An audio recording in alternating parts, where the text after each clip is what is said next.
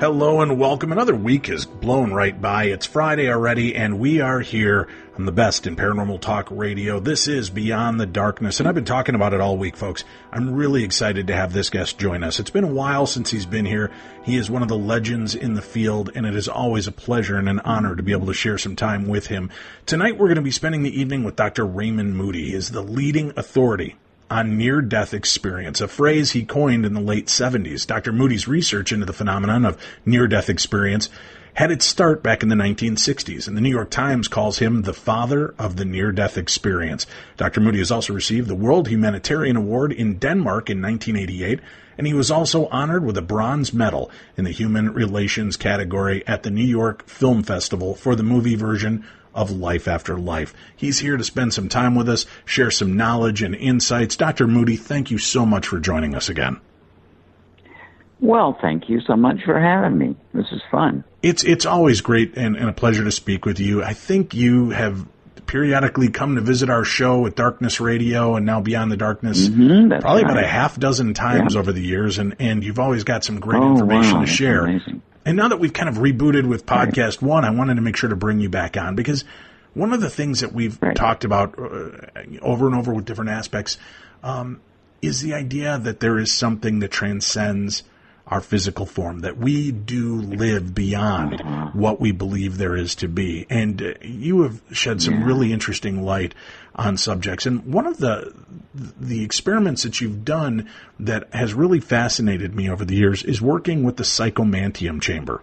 And I know we've talked about this in the past, but I'd like for our new audience and new members to kind of catch up on this a little bit. Talk to me a little bit about what the inspiration was for you to start utilizing a Psychomanteum chamber, and what were you hoping to accomplish by doing that? Okay, well, I got to laugh at the beginning to think that, as I think back, that really I am such a bore because all of the things that I'm noted for, near-death experiences and the Psychomanteum, and you're talking about in form. For me, they stem from an interest that may seem to people totally unrelated. And this is going to be very counterintuitive, but since I started life as an astronomy buff, and then I went to the University of Virginia at age 18 to study astronomy, but quickly got diverted to philosophy, which I stuck to and went on to get a PhD in philosophy there in 1969. And what drew me in was I came into this with the afterlife to me was a cartoon. I didn't know that anybody took the idea seriously. It just never occurred to me because, I thought of this family that I was in, it was not very religious. And so anyway, in high school, I'd gotten a little interested in philosophy, so I took a philosophy course my first semester at UVA, and the first book they handed to us, Professor Hammond, to read was Plato's Republic, and that's where the whole story of my work begins, because immediately just reading the first few pages of the Republic, I was hooked. I'm like, wow, how does he do this? And also, Plato was the very first person I ever had any contact with who took the idea of an afterlife seriously. I mean, to me, it was in the realm of fantasy or humor. So anyway, and I had decided pretty much that already as a kid studying astronomy that what always stood out in my life that was I could be sure of is my consciousness, right? I mean, I could be sure that I'm conscious now, but I mean, as crazy and even psychotic as this may sound, when people make the inference that there is an external physical world because of recurrent patterns in their consciousness, now you've got to stop there, really, and think about the difficulties of getting across that gulf. But anyway, there I was reading Plato's Republic, and it quickly became obvious that this man who was so brilliant took the notion of an afterlife seriously. And so the Republic culminates in the story of a warrior who was believed dead on the battlefield but spontaneously revived at his funeral, and related about getting out of his body and going through a passageway into another world. And I believe there's something about seeing his life in review there. But anyway, I just thought, I mean, to me it was so extraordinary, but Plato obviously took that seriously. Said this, the big deal. He took it as an indicator of an afterlife. Now, I talked to Dr. Hammond about that, and he said, well, yeah, as a matter of fact, these early Greek philosophers were fascinated with these cases of people who were revived and apparently died and came back and told these stories. Well, now, at the same time, we read Plato's Phaedo, which is as crazy as this may sound, and anybody with a, sort of fundamentalist theology is going to think this is anathema, but the historical fact is that the Christian theology of the afterlife came through Plato's Phaedo. That's where it came from. And you can read all about it in legitimate books of religious studies and such. But anyway, in that context, as incredible as it seems to us in 2017, Plato's contemporaries, for example, people who were of the ancient Greek world, it's like, what did the average citizen think a philosopher was? Well, the average person thought a philosopher was a person who probes into things up in the air, or walked on air was one prong of it, and the other prong was, or probes into things down under the earth, which was the code word for the afterlife. The Greek view of the afterlife was you just settled down into the underworld, right? And in that same semester, it's the most wonderful oh God, it was just so great.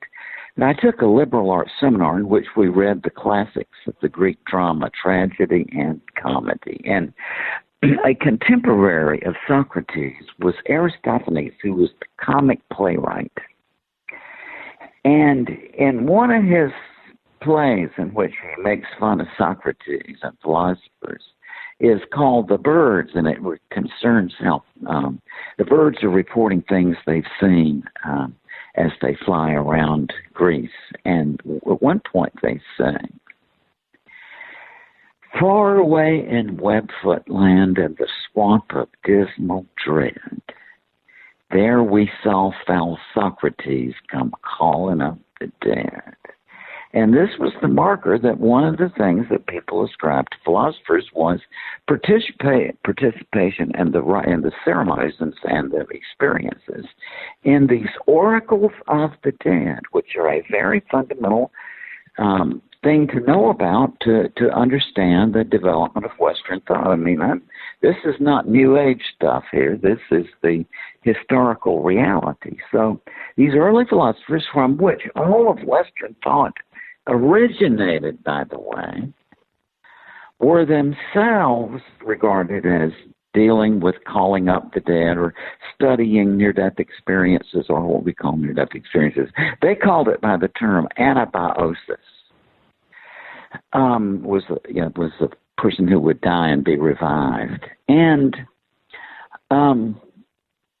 so I had learned separately at that same semester in Herodotus, the Greek historian, that tells this amazing story of the tyrant of Corinth, Periander, who was this gosh-awful beast.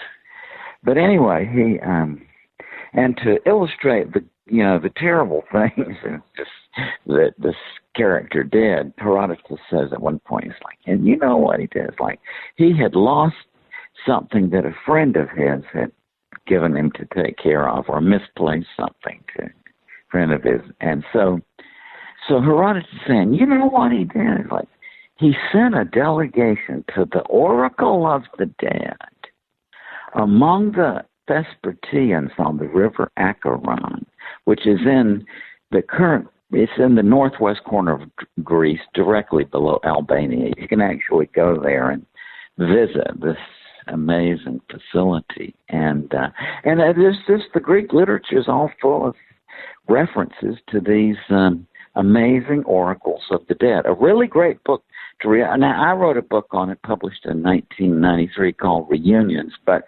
also somebody wants more scholarship. In 2001, a great book called Greek and Roman Necromancy was published. The author is Daniel Ogden, Ogden, professor of classics in England. And it's Princeton University Press, 2001, Greek and Roman Necromancy. And oh my God, I mean, it's just every page. It's all about this, how these oracles of the dead operated and so on, and how they influenced philosophy. Now, did you believe, by reading all of this, did you believe that they truly were communicating with the dead? Or was this a philosophical debate of what they were really doing?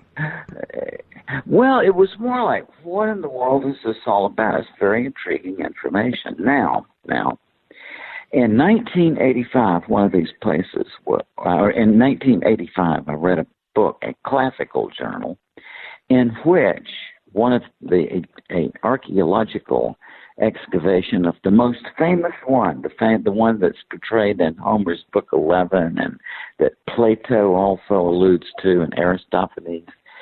And so I found out that the Soterios Thakkaros, who's a well-known Greek classical archaeologist, had just decided to, as he said, trust Homer and Herodotus. I mean, just go up there and say where they said it was, and other writers too. So quickly he found this structure and excavated it. And what they found in the excavation was a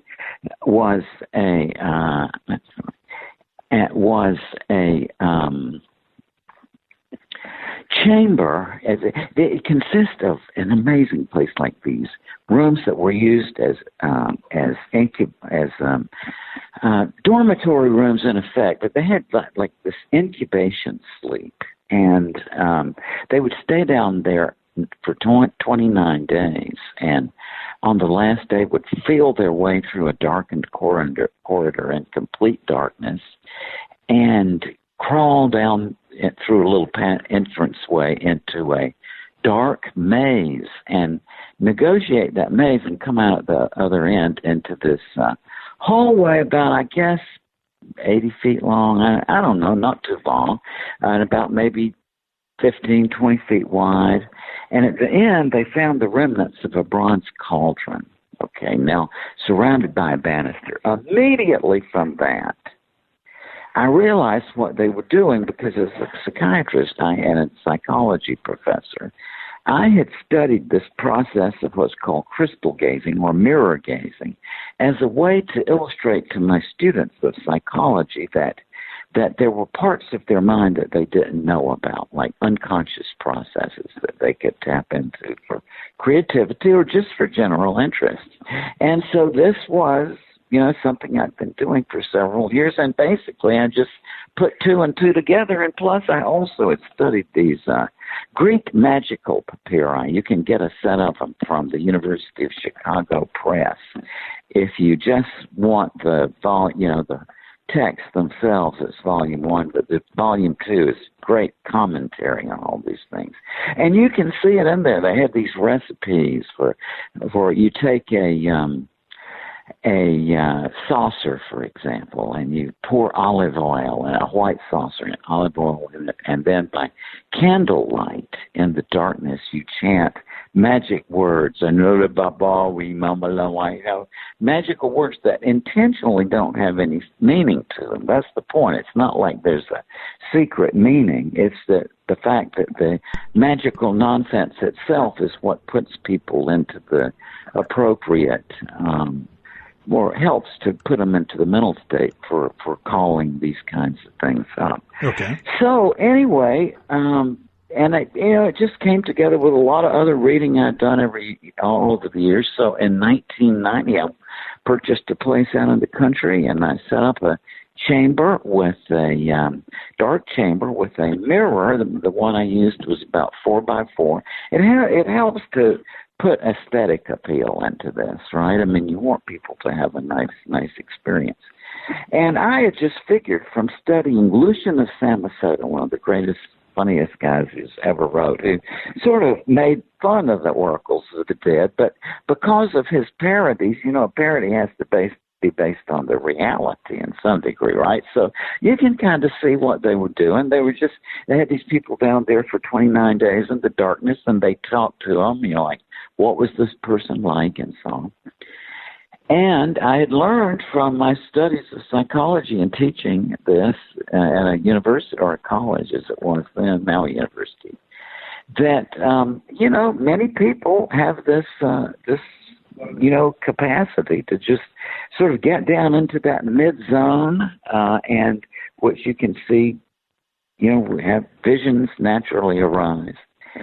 So anyway, set this up and had a thought that, if I do 50 of these over a 5-year period, I'll probably get about 5 people who experience it. I mean, I was just thinking couldn't be too many people who do this. And I was patient, but anyway, so my first subjects were my graduate students of psychology. Most of them had been out already in some profession, or some of the older ones, and some of them have been doing therapy and that sort of thing with as in various clinics and such. And so we just out of curiosity, it wasn't anybody was coming to, in the expectation that it would occur, but rather these were students just like, let's see what happens. And we knew the history and so on. So one at a time, they came out to my place in the morning. And basically, I figured out just ask them to choose one person who's passed away that you would like to see again, and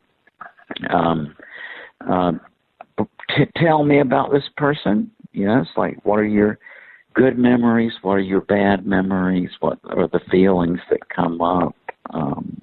What were the difficulties in the relationship? What has your grieving process been like? I mean, just the common sense things, of counseling and such. Sure.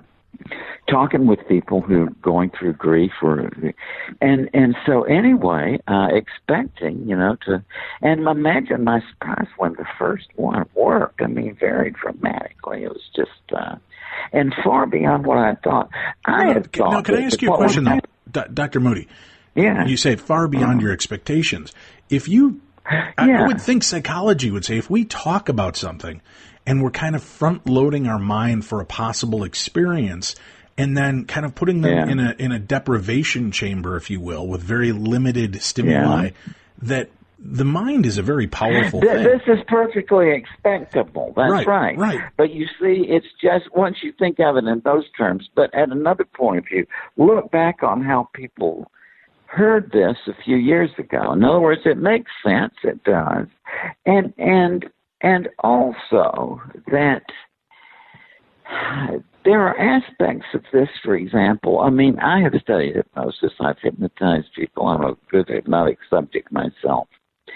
My personal opinion is this is something, to say this is hypnosis this is some other kind of thing because of the intensity of the three-dimensional vision effects, for example, the feeling that you go through a mirror into some other reality, that that the images come out of the mirror and so on, which is what people say. And to me, I have never looked at this work from the point of view of answering the question, is this real or not? See, we set a major trap for ourselves in this whole field of investigating the paranormal when we pose the question, is it real or not? Well, how do you answer something like that? To me, what I'm interested in is first and foremost, this is so pedestrian in a way, but hey, it's my life. This is how I came up. My thought process was, oh my God, this is what all these ancient Greek writings that I'm so fond of is all about. I see now, right? And including, it seems to be the model the Oracle of the Dead was with, as I gather, I can argue for this, that amazing scene in the middle of the Republic of the cave allegory, see, you can tell, and there's even a reference in it, a cross-reference in there, so you can see that Plato had that in mind in this whole thing. And so, to me, see, this is just a very, very influential concept in the history of philosophy here. Now, even more so is apparently now this is there are legitimate scholars. I could give you Oxford books, press books, and so on, but let me just summarize to say that the logic, logic just didn't arrive. We weren't just born with logic. This was the product of a long historical process that was just absolutely fascinating, which involved many things like the martial arts, for example. That became an input into the development of logic. It's like Plato said, you instead of just shouting out your belief and shouting your arguments behind it, you interact like wrestlers, right? But one component of it was the father of deduction is regarded as Parmenides, who was a sort of second-generation student of Pythagoras, who was a mystic of some sort, who worked in one of these oracles and it might have been, for example, a dream incubation oracle, but however, apparently he would cross over to the other side, and some of these early philosophers were very shamanic-like figures, and on one of his passages over to the other side, he was sort of abducted by a goddess who sang him this song, which is the very first written out logical deduction, and she said, Parmenides, when you go back to Earth, don't tell people to believe this because the goddess says so. Tell them to work it out in their own minds and see it for themselves. And what makes an argument deductively valid is that if the premises are true, then the conclusion must also be true. All right. First premise, A is taller than B. Second premise, B is taller than C. Conclusion, A is taller than C. But people had to develop that concept by gradually observing after the origin of literacy that what we would call propositions are related in certain logical ways. If this here and this here, then this here. But the formal concept of truth as you and I have formulated, understand it, had not been formulated clearly. So anyway, that's what Parmenides did in this document. And so then when he went back to Earth, you see, and his students would sing this song, because it was like a song, over and over again until they had a sort of epiphany in which they could see the necessary connection between the premises of the deduction and the conclusion. And that was just a major event in human history. That is a major insight for people. What it boils down to is the insight that some things are the case independently of what anybody thinks about it, and that is the concept of That's a great way to put it. Right? Yeah, that's fantastic. Yeah. Now, and that's what's so important about this. Now, you think about what's the importance of these oracles of the dead. Well, one of the things is that, at least according to its originator, this deductive logic came from these things. So, see, that's my take on this, why I find it so exciting. And so if I can say, well, my God, look, that's what these people say. It's like, now you read the ancient Greek accounts and you say, sure, yeah, this is what they were doing, and it makes a lot of sense now. And also Empedocles, another one of them, allegedly was an evoker of the dead on there were oracles of the dead down on the slopes of Mount Etna in Sicily. And because anywhere the earth came up from underneath and touched the earth, the ground came up from underneath and touched the earth. See, was for the Greeks, that was a plausible place to have an oracle of the dead where the spirits would be accessible. Something that's laughable to us now, but, they had a geographic locale to it. And and then there was another, oh my God, I was just really excited a few months ago. I just saw it.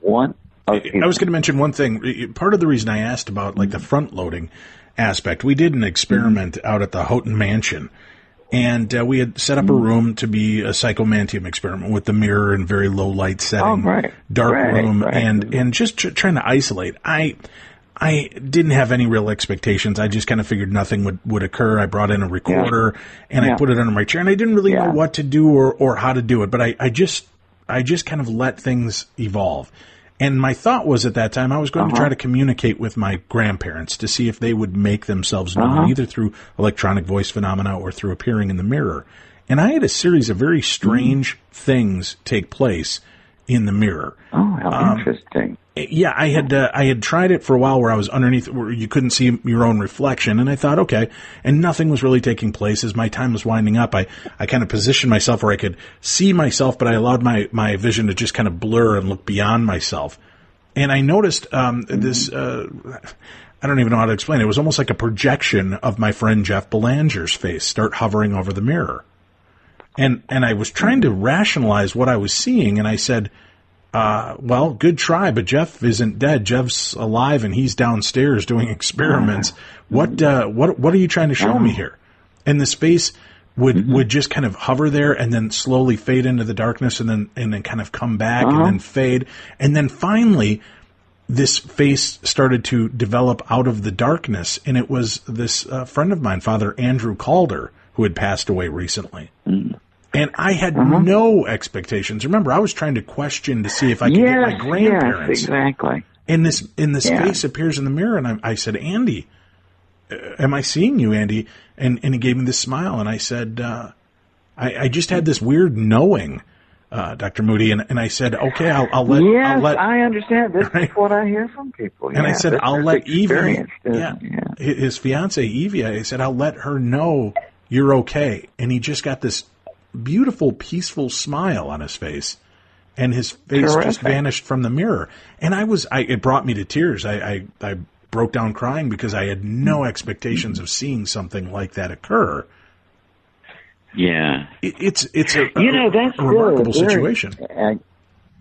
It is, and I've noticed that many times. See, people, in terms of trying to think of this merely in terms of hypnosis or suggestion, I prepare people to see one particular person there who's lost. That's how we talk. But in about a quarter of the time, some other person shows up. So it doesn't exactly operate on what you would wish, but it seems to be much more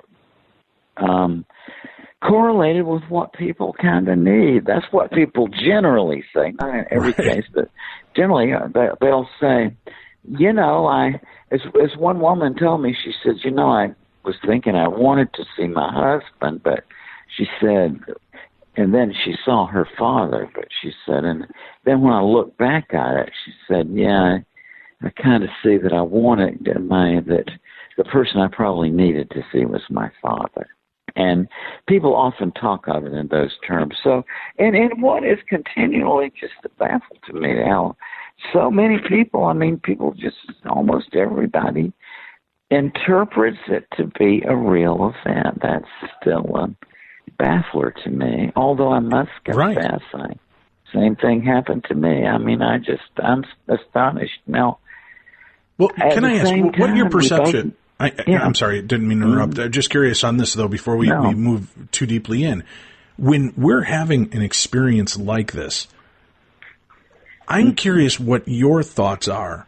And again, I'm not looking for a definitive answer, but I often wonder, is this part of our own psyche projecting, maybe through our third eye, in order to deal with traumatic situations? Because in the sense of Father Andy Calder, I didn't make it to his funeral. I didn't make it to see him before he passed. I had felt this guilt and remorse over that, and he came through. And I don't know if that was a projection of my own psyche coming through. Is this helpful? Yes, I know. Isn't it interesting that we don't know? See, that's what, it is an interesting thing. See, that in itself is fascinating to me, is that people, even very reflective people such as yourself, you're baffled. You don't know what to say. And yet I've had people on those, some people say, oh my God, they just accepted at face value. And others, such as myself, I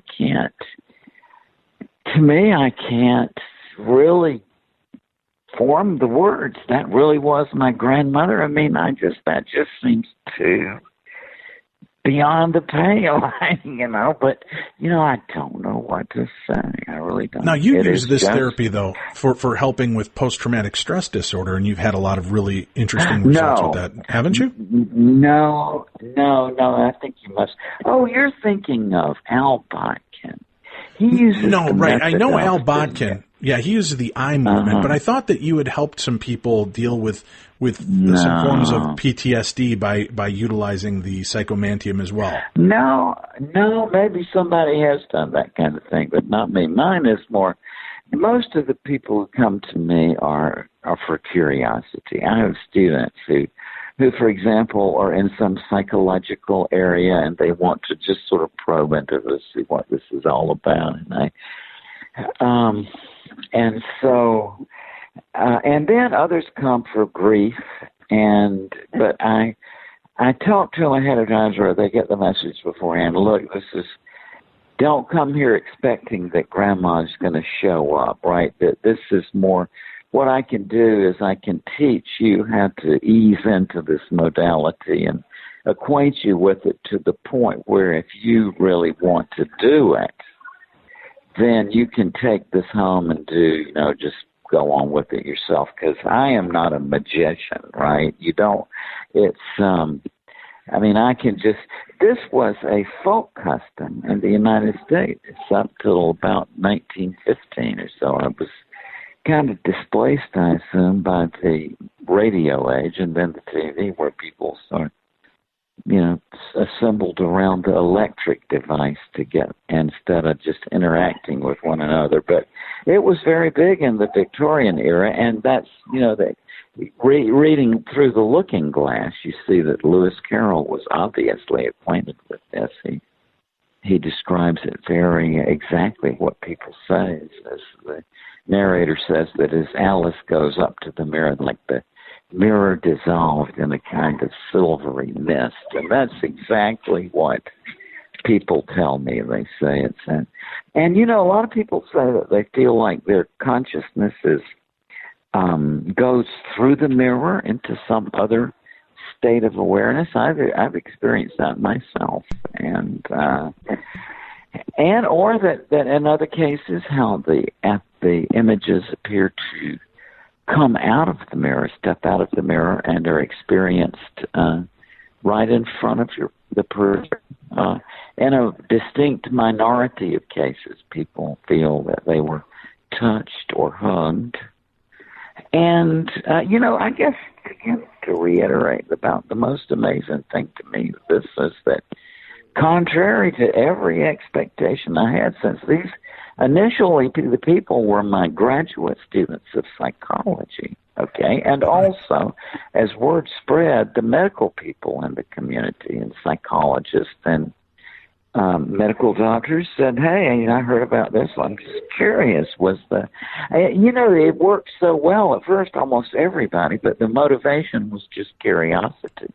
But is there any inherent danger? Before we launch into that next part. Well, look, right. I think this shows, generally speaking, that I think that when we start thinking about things that are or we regard as paranormal, there is a kind of cognitive shift in our mind that is, I think it can be corrected or overcome, but it makes us sort of the boundaries of reality get blurry. Let me say what I mean. There are mirror factories. I think the oldest one is about 8,000 years old. It's the oldest place they've seen where they've found where people were making mirrors. And it was either 6,000 years ago or maybe 8,000 years ago. I don't remember whether it was, they included the BC bit. But, and they were made of copper at that time at this site. And before that, people regularly gazed into clear ponds and so on and saw things and fashioned crystals. The Aztecs fashioned obsidian mirrors, and Apaches used quartz crystals, and Cherokees used clear ponds and lakes, and I could just go on and on and on. But either way, and now these mirrors in every home. Mm-hmm. My thought is, and we look into them every day without even thinking about it, it seems to me that if realistically there was any harm to come from gazing into a mirror, we would know it by now, is my thought. But now I don't doubt that somebody could stir themselves up. I mean, you could build a Hellomantium, and just think about hell for days and watch movies. I guess I can't imagine why anybody would want to do that, but maybe that would work too. Setting the intention is what you're saying. Yeah. And the reflective part that comes before, like the talking about it and the reflection and the recollections and so on. So. Well, we need to take a break. Let's take a quick break. We'll come back. We've got a lot more with Dr. Raymond Moody as the show continues, but we're going into the deep, dark archives of our show. And tonight's Theater of the Mind, again, comes from my personal journey. And this is one of the most bizarre and electrifying moments I've ever had experiencing and investigating the paranormal using the Psychomanteum at the Palmer House. Stay tuned. Next up is Theater of the Mind. The Psychomanteum Experiment, another haunting true tale from the life of Darkness Dave. We had gathered for a paranormal conference at the famed Palmer House Hotel in Sauk Center, Minnesota, rated as the #1 most haunted hotel by USA Today a few years back, and a location I've come to love as my second home. Throughout the event, we ran panel discussions and experiments, one of which was called the Psychomanteum Experiment. I had taken one of the old fancy mirrors that once hung prominently in the lobby of the hotel and brought it to a small, dark, confined room within the basement, a notoriously haunted spot known as the Door Room. Many experiences have been logged in that room. Full apparitions have been seen, voices from thin air, people being touched by an unseen force, and the like. I felt this room might prove to be the best room to hold such an experiment. The mirror is hung on the wall right above a small dais. There's a chair positioned there with a tall white plastic pail upon it that small candles are placed on. This acts as the only illumination for the entire room during the experiment. Every 15 minutes or so, I would bring down a willing participant, explain the protocol of the situation, and leave them alone in the dark. in the most haunted and active room in the hotel. The objective is to deprive yourself of other stimuli, allow yourself to become one with the room and the reflection of the mirror. I suggested people let their eyes relax and look just over the top of their right ears and allow their vision to just slowly adjust. Slowly let the darkness in and the play of lights. Some will stare into their own faces and welcome an experience. Now, no two are ever really the same. There may be similarities, but for the most part, each person has their own moment. I understand that with low light and gentle flickering, the candles can play tricks on our mind and in our vision, causing some minor visual disturbances. Those are not the experiences that excite me. It's when they see things that are not fleeting, or plays of light like faces hovering inside the mirror, shadow creatures moving around behind them, or their own faces morphing into older or younger versions of themselves. And sometimes they're lucky enough to hear things slowly pacing inside the room around them, or perhaps scratching at the wooden dais. On this particular day, one of the attendees sat with me in the lobby, hearing the experiences of the guests that would partake in the experiment. One woman could feel cold, strong hands grip her shoulders. She could hear a slow, deep breathing coming from the corner of the empty room.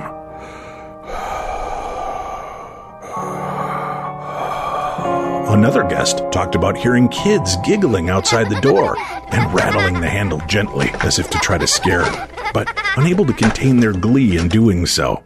Yet another guest talked about how the mirror would completely black out for minutes at a time with a rich, dark mist, and then it would dissipate, leaving the mirror clear again. At this point, Megan stated to me that she wanted to try it, but that she did not nor could not do it alone. She wanted me to join her so she would be safe. I tried to explain that that might detract from the entire experience, and that she would really be better if she went it alone, but her pleading eyes and mild begging finally broke my will, and I agreed to join her. After all, what kind of man would I be to ignore the pleas of a beautiful woman asking me to be alone with her in a dark, scary room? We entered the room. I went over the rules and then found a comfortable seat below and behind her, slightly to the right. From this angle, I was not part of her visual spectrum of reflection in the mirror, and yet I could still look into it myself. I took a deep breath and slowly exhaled as she nervously shuffled on the dais. We then went into silent mode. There was nothing for the first 5 or so minutes.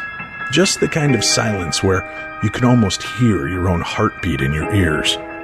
When suddenly and unmistakably we both saw the face of a small child appear at the bottom of the mirror, and it looked out at us as though he were on his tiptoes looking out through the bottom of the glass. At this point, I heard her breath catch. Then she began to say, "Please tell me." I interrupted with astonishment. "Yes, I see the little boy." It took everything I had to hold my composure. I mean, I was the big badass ghost hunter guy, and she was the damsel in distress who needed me to feel more comfortable. I swallowed hard and tried to keep my voice from wavering. It's okay. Nothing to worry about. They're just as curious about us as we are about them." That's what I tried to assure her. What was the real message in my brain was something more like, "What the f*** was that? I want my mommy." The little boy lowered himself and was no longer visible. Are you okay?" I asked. She slowly nodded, and we continued on.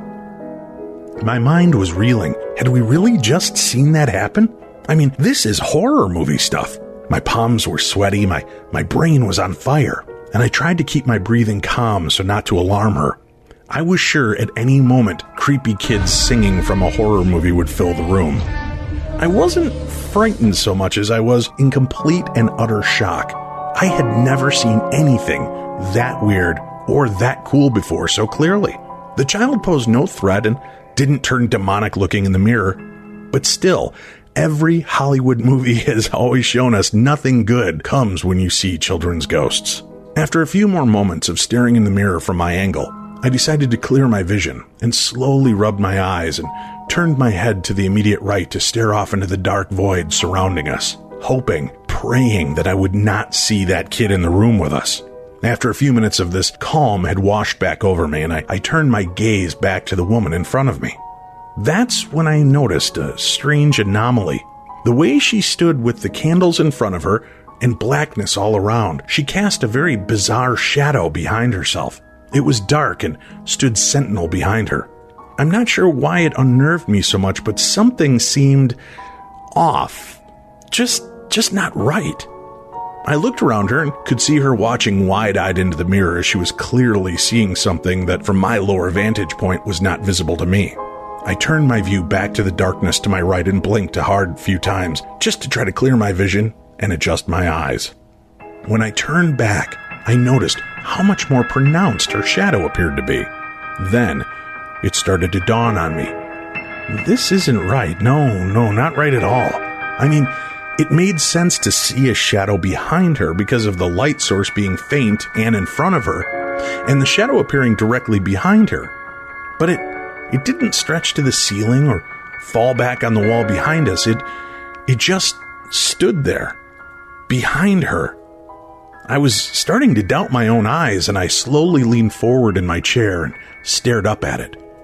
That's when my heart stopped. The shadow behind her slowly bent, leaning forward to match my stare.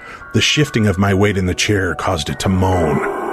That's when the shadow figure standing behind her bent at the waist, and its head got within inches of mine. All I could think was, holy fuck, and it stood back up and returned to its normal position. Now, Megan must have noticed the light change and shadows move as well, because all of a sudden she quietly whispered in a hurried voice, "Can we please leave now?" "Yeah, sure," I said, almost cutting her off. Then I asked her to step over and turn on the overhead light, which she did happily.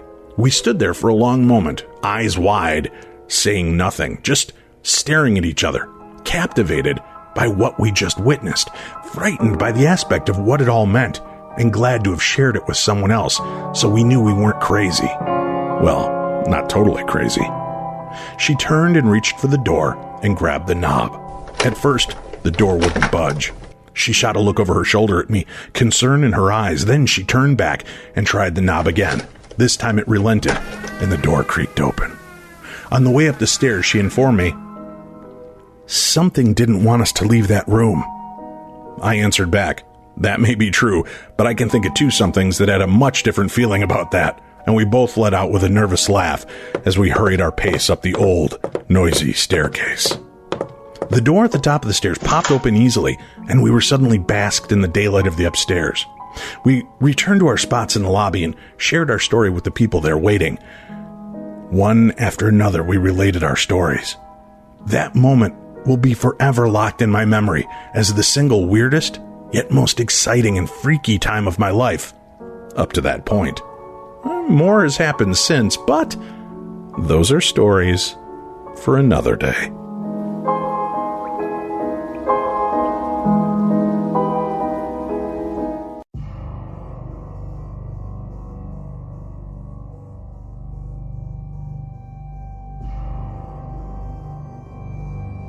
Beyond the darkness.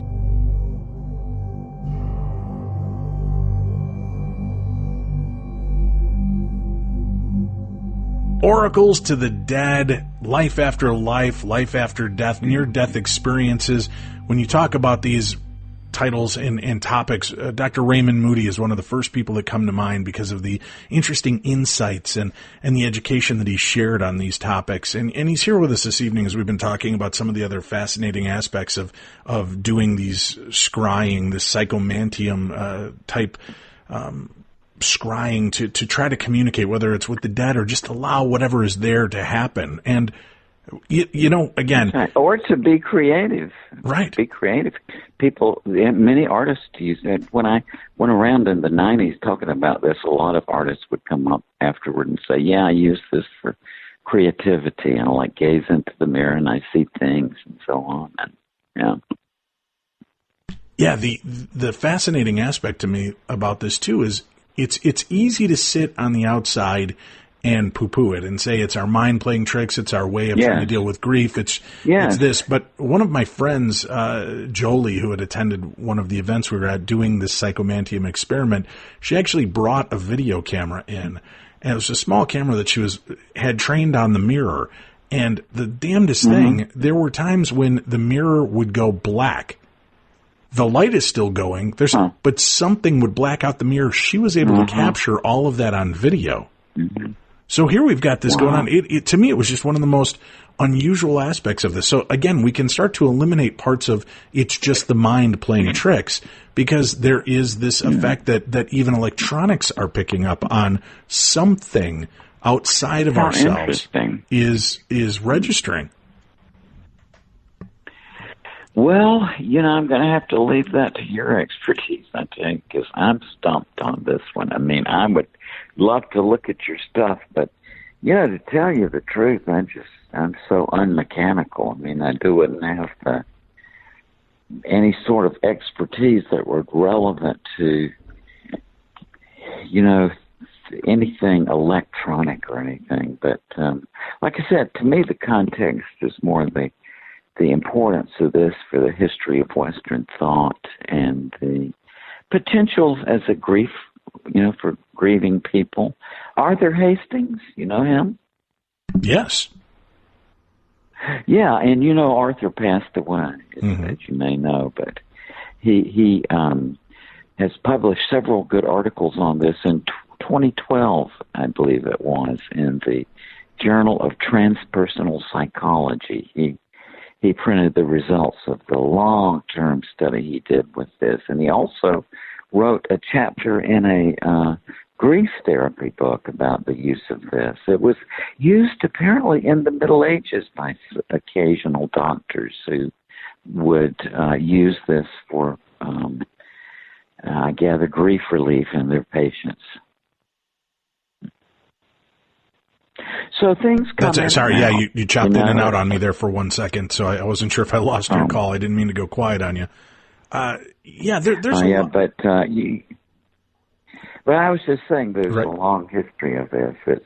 It recurrently gets rediscovered and reformulated and reconceptualized. What do you believe? Are we surrounded by a version of our own Akashic field?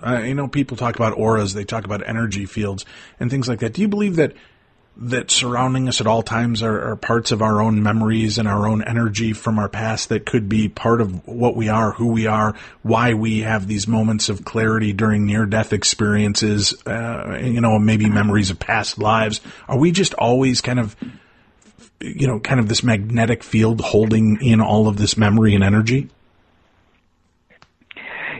Something, I respect your question, and I greatly am flattered that you would consult my opinion on it, but I honestly have to say I am just baffled. I mean, I tell you what I think is one of the big keys to this is the whole question of what is it like to experience a change of dimension. In other words, assuming that there is an afterworld, which I now do. I mean, it's not something I would ever try to convince anybody else of, but it's through my process, I've sort of given up. I mean, to me, the idea is still very counterintuitive, but I think there are new ways of thinking about this now so that it's not, that even though the difficulties still persist, there are, I think, new ways of thinking about this that really conform to rational standards. Because, to tell you the truth,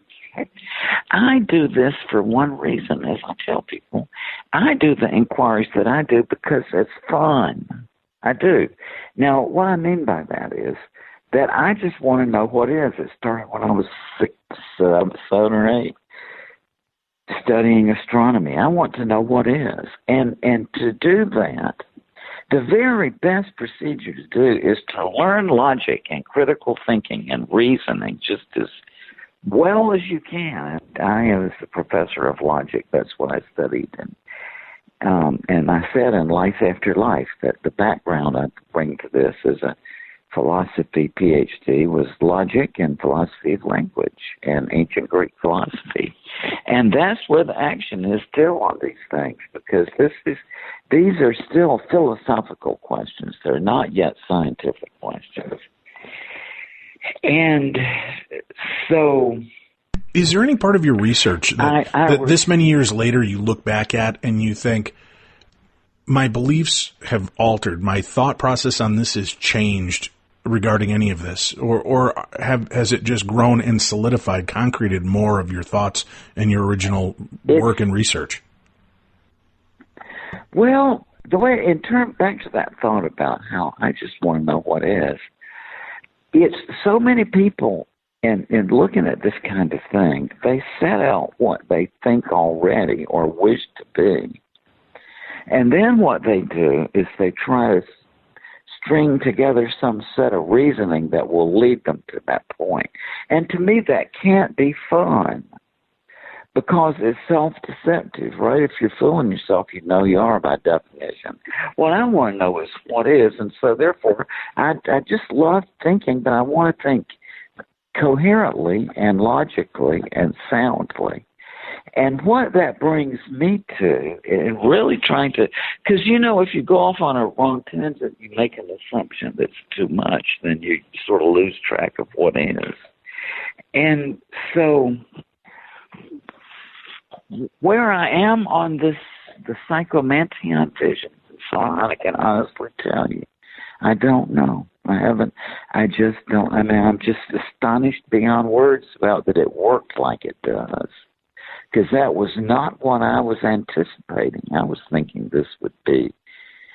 And that certainly the people that I was guiding through it, who were already educated in the human mind, graduate students who had studied the mind, that sure, and my medical doctorate friends, well, surely they'd say, oh, yes, I saw this image. It looked like my grandma, and was it real or was it a figment? I don't know. That was what I was expecting, and it was really just kind of startling that these accomplished people said, well, it seems to me, and I'm still grappling with that, and I just don't know the answer. And it's part of a broader thing to me. I remember I had the wonderful experience of being an honors student in philosophy at University of Virginia. And that means that my third and fourth year of college, my only obligation was to go to my tutor one-on-one each week and to read them a paper and to be assigned a new paper on some philosophical topic and go back. And for a week, just write a philosophical paper on some philosophical topic. And it was a wonderful experience. Then I could audit any philosophy class I wanted to. It was just freedom. And, and every word was questioned, right? You read your paper, and then, what could it mean this and could it mean that? What a great education. And so, to me, my mind is just set up to be, because you've got to bear down and question yourself and just hash it out with yourself. And then to be always receptive to, like, your colleagues saying, well, there's this misstep here or this misstep there. So, to me, it's very important to be rigorous. And where I can say for sure that I can do, for example, what can I do with this? Well, I can take people who are curious and who are analytically inclined, and I can take them through a rigorous process of reasoning that will, for example, give them a totally new, like an epiphany, like a whole new way of looking at paranormal phenomena, and do it as a sort of mental exercise that brings them rigorously to a sort of epiphany on this, where you just see, oh, yeah, this is what the paranormal is. Now, the very difficulty of this, is that it's isolated. Only a very few people are willing to sit through a extended analytic session of analytical thinking, because the charm of all this that you and I do see is the experiences and the narratives or the stories that come out of the experiences, right? That's where people who are in this field that you and I are in, they want to focus. Right. But that's never going to work. To get to the reality of it, you've got to sort of step aside from the stories and the experiences for a while and think through a very rigorous chain of reasoning that allows you to see some totally extraordinary conclusions that there's no reason even to say it at the beginning what the conclusion is, because it's so extraordinarily counterintuitive that nobody can see it unless they think it through for themselves. So that's the dilemma I'm in. I think that the whole field of the paranormal it's really become the proprietorship of the parapsychological mindset that looks at it as, potentially scientifically provable. The pseudo-skeptics, who don't even know what that word skeptic means, by the way. It's what they are, as humanists. And so they just misunderstanding the Greek concept of the skeptical philosophy. They use that as their watchword, but it's not what they are. And then the demonologists, right? You say, oh, it's real, but it's the the workings of the devil and such. But all three of those points of view really boil down to the same common assumption, which is that this is a literal mode of discourse that we are dealing with, see? And that's not true.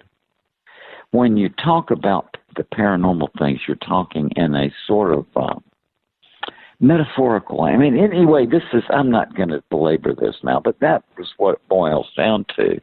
And so there's ways to get out of this and to look at it from an entirely different perspective. But people have got to shift their minds, see, to really make real rational progress on this afterlife question.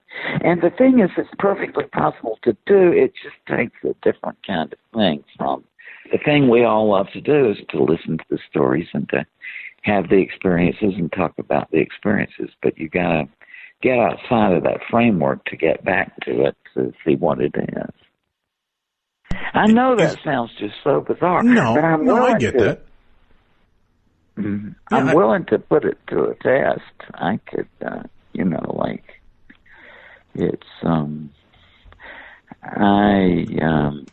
going to give actually a presentation in a few weeks here on this, if you might consider coming or something and want to sit in on it. But it's just a whole new way of thinking this out.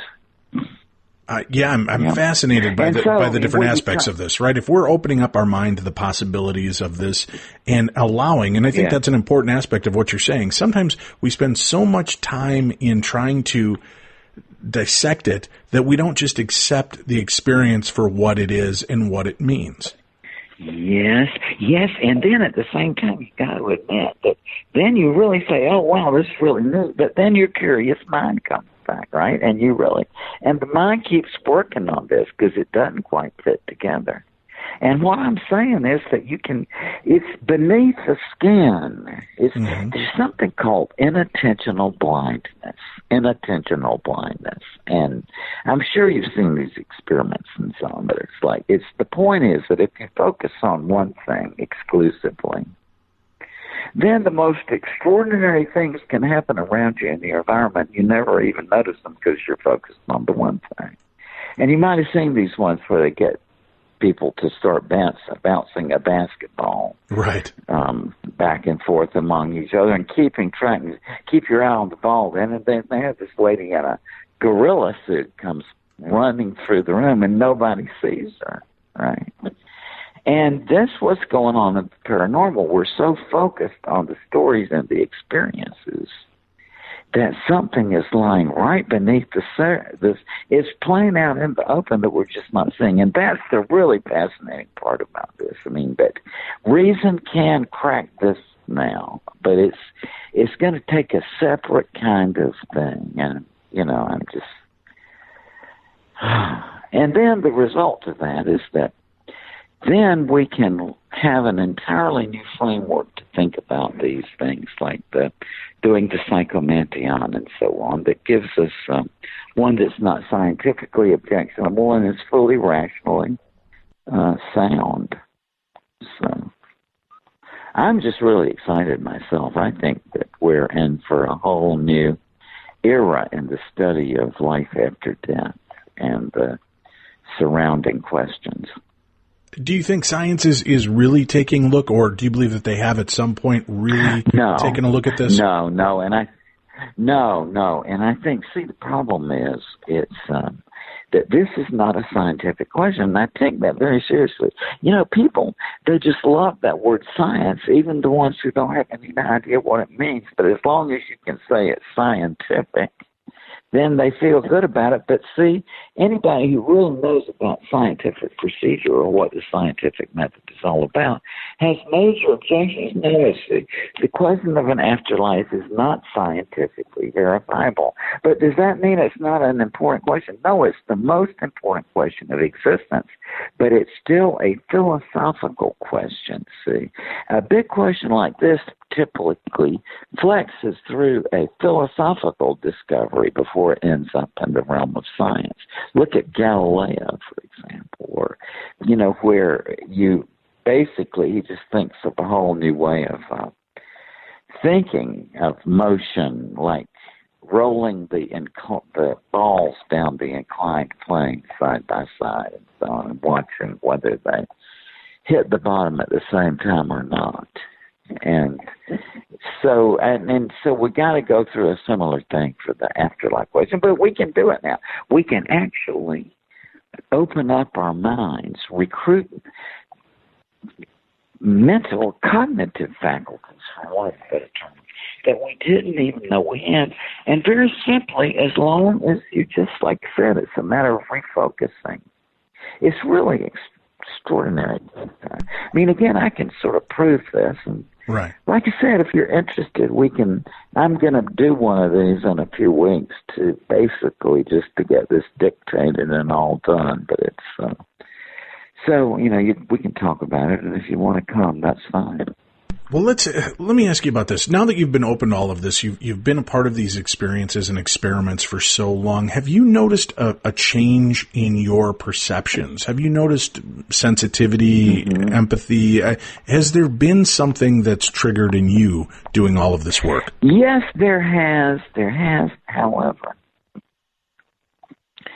See, I was 18 years old when I came across this. I'm now 73. I would say that it's impossible to separate all the other factors from that, see, because just all the other things that have happened and life development comes up in certain kinds of phases and so on. And so at the same time, I remember very clearly reading at the age of 18 in Plato's Phaedo, where Plato said, philosophy is a rehearsal for dying. And even at age 18, that hit me with a big impact. I thought, wow. Well, now at 73, see, wow. I have never known anybody who regretted majoring in philosophy. And I'm among them because I tell you, it's just the greatest thing. It's these big things that you and I are interested in. These are philosophical questions rather than scientific questions. So, but we can actually reformat our mind to think about this in a genuinely rational way. I'm saying that because I can prove it. Yeah. I love that aspect of you, and I love that you're open with that side of what you believe is going on. You know, and like you, I want to know, I want to experience, I want to be open, and I'm working my butt off trying to shut down the over-analytical side and just kind of allow things to happen. And even, you know... listen, don't do that. Don't do that.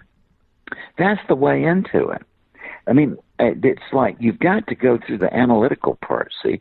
Plato pointed out that there's always got to be a story, like in your death story, or a story that he knew of these too. People seeing the dead, these oracles of the dead. But he said no matter how many stories you got or experiences, you've got to have a set of concepts to link the stories with the notion of an afterlife. And that's where we're failing. And the kind of person, I guarantee you, who's going to do well with this is exactly a person of an analytical mind. I keep saying to you here, I'm asserting this is something I can demonstrate. And, you know, it's so interesting to me that very, very few people have taken me up on this. I'd like to, I mean, what I'm saying is that I could construct a proof. I could take people through it takes about a day, through a reasoning procedure where you just look at, I mean, it's just totally non-intuitive, but you go through and see certain obvious facts that can be seen by anybody. And you can go from these facts into seeing what the paranormal is from a whole new. That's the challenge I'm issuing right here and now. Well, then I'll put you to the test. Everybody listening, I can prove this. I would love to do that with you and be a part of that experiment. Well, great. We can do this, and this is the challenge, and then you can. After that, going through this, then you can tell the other, the listeners and all what you think about it. Because, oh my God, that'd be great to me to have somebody to take through this, and then let's put it together and have it happen. I'd be more than pleased and honored to work with you. And this, all right. Let me state very clearly what I can do. Okay, and not I can do, but you can do. It's like that I've discovered this way it works. Okay, now. Okay. A person who genuinely approaches the afterlife from the rational perspective, not from the perspective, I want it to be, and therefore I'm going to come up with some argument or reasoning, but rather from the perspective, all right, I really want to look at this question very severely, right, and see what is about it. Now, whether it is or it isn't, just to get closest that as we can. And so somebody who looks at it from that point of view, that kind of person has almost unanimous agreement, even people of common sense who look at it this way. When you read this remark of David Hume to them, they say, yeah, that's what it is. David Hume was one of the founders of what we call the scientific mind. He lived from 1711 to 1776. He was a Scottish philosopher, and he articulated some difficulties with the inductive reasoning that scientists use and explored the notion of causality. Okay, now, somebody asked him to write an article or essay on afterlife things. So this is what he said. He said, and follow these words as I say them, and you'll see that it makes sense. He says, by the mere light of reasoning, it seems difficult to prove the immortality of the soul. Now that is an understatement, because you look at all the thousands of years of attempts, all right? So then he goes on to say, some new species of logic is requisite for that purpose, and some new faculties of the mind, that they may enable us to comprehend that logic. Right? Now, Hume loved irony, and probably that's just an ironical way of saying that it can't be, right? That he's setting down the conditions that are obviously correct, really. And because, this Aristotle's logic, we've used it very well for 2,300 years. I mean, the idea that we can just come up with something to replace that's odd. And on the other hand, we think we know our minds pretty well. So the idea that we would have some cognitive faculties that we didn't know we had that were going to enable us to understand this new species of logic. All of these just things seem completely impossible, and yet it's only by meeting those criteria that we are going to be able to move forward in the afterlife question. Well, what I am claiming here and now is I can show you how to do it. Not so much I can do it. I mean, I can do it, but so can you. And I can take people through a procedure. If they got to agree agree to step out into the unknown and to look at some very counterintuitive things, but to go through a long process of reasoning, which does end up with genuine insights into the afterlife. Now, this takes me to do the whole full-blown thing will take 2 days is the difficulty. But that's no difficulty surely for there's me. some way. Okay, great. All right, so we'll set this up. We'll figure out how to do it. And so that will be your challenge, and then we can come back on and we can see whether, and maybe even get some other participants too to give us, because, we'll see. We'll figure it out how to do it. I'd love to, yes. Yeah, and I would get, and I also make the further claim that many of the people, maybe not understanding what skepticism is, falsely characterize themselves as skeptics, will come to see through this that, oh my God, yeah, there is a way of looking at this to make a genuine, rational breakthrough in the rational study of the afterlife. That's what I'm claiming. Staking my reputation on it. I'll be happy to participate, and I'm sure I could involve a few other researchers who would love to be a part of this with you, and we could do this. So let's talk about it. When I mentioned earlier that I want to shut off that minimal expensive. I need some minimal expensive for of course Xeroxing stuff, educational materials, and all. I mean, it comes with quite a bit of like exercises and stuff that I have to get printed up and stuff. So. That's fine. Yeah. Whatever it takes, I'll be happy to pay in, and as will the other attendees on this. So that's not a problem. And when I mentioned earlier that I'm trying to shut off the analytical side, it isn't to the sense I just dumb down and accept everything.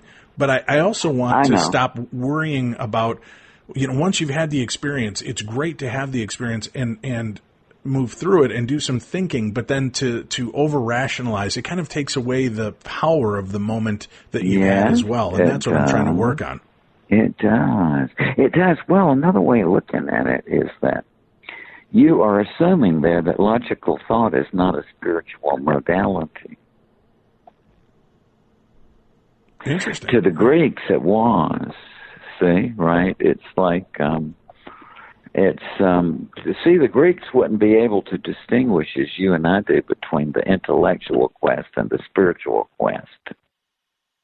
We're thinking about enlightenment here, right? Jefferson and Franklin, but before then they were connected. Well, Dr. Moody, they still are to me. Yeah, and I was going to say, it's always a pleasure talking to you. Is there a website and information people can go to find out more about your research, your books, your films, anything where they can get all that information? Yeah, lifeafterlife.com is a good one. Lifeafterlife.com. We'll make sure to include a link for that so that you can find it. Dr. Moody, thank you so much, and I'll look forward to talking to you. Let's do this experiment and get it done this year. Likewise, this is going to be fun. I've been wanting to do this for a long time. Let's get together and make a genuine breakthrough in the rational investigation of life after death. I'm in. With my overwhelming fear of death, I am more than happy to look into this and respectively do it. So, yes, thank you.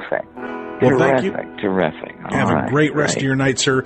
All of you listening, be safe, be kind, love one another. We'll be back with you again next week with a whole brand new week of the best in paranormal talk radio. You've been listening to Beyond the Darkness.